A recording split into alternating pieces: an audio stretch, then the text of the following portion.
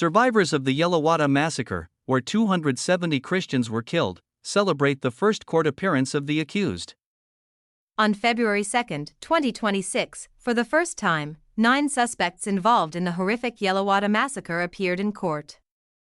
This moment brought cautious relief and a spark of hope to the survivors, who have long awaited some sign of justice. It all happened on the night of June 13 to 14, 2025, in the community of Yelewata, in the Guma Local Government, Benue State, in central Nigeria. Armed men, identified as members of the Fulani Ethnic Militia, stormed the area around 11:30 p.m. and attacked until about 2 a.m. They set houses on fire, shot residents, and caused a carnage that left at least 270 Christians dead.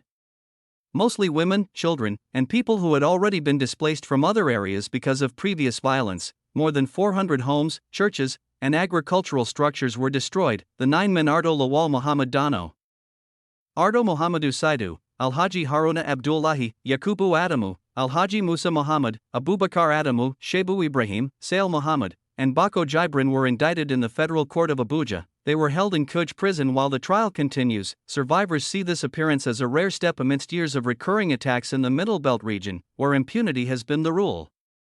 Many residents described the moment as something that finally made their voices heard, even with much distrust in the Nigerian judicial system. A rice farmer named Turemba Ayando Hemba, who lost 6 relatives in the attack, said he felt, for the first time, that the suffering of the people had reached somewhere.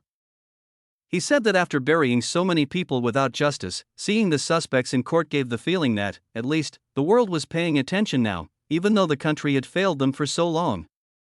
Another survivor, Fidelis Adadi, who lost his wife and 4 children burned alive inside their home, spoke of the pain he still carries. His 2 surviving children wake up screaming at night. For him, justice has taken too long, and he fears the case will end like so many others, with arrests that don't lead to convictions. Justice delayed is justice denied, he stated, but he still prays that this time it will be different. Community leaders and analysts also commented. Achin Matthias, a young community leader, highlighted that people have lost faith in the government because they know where these militias operate, but rarely is anyone taken seriously to justice.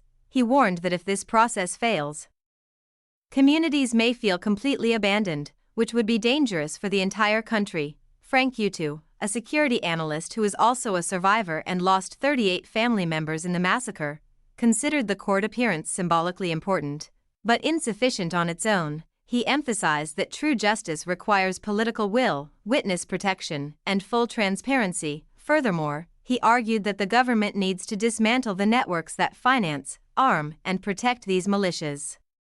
Otherwise, the arrests will remain mere gestures without real effect. Benue, known as the nation's breadbasket for producing essential foods like yams, rice, and cassava, is a predominantly Christian region that has suffered constant attacks since 2013. According to data from organizations that monitor religious freedom, militias like this have caused more than 55,000 deaths in the Middle Belt in recent years. For now, the survivors are not celebrating, they are watching closely. For them, this process is not just a trial, it is a test to see if their lives truly matter to the Nigerian state. Hope exists, but it comes with great caution and the certainty that only real convictions and lasting changes in security can bring true justice.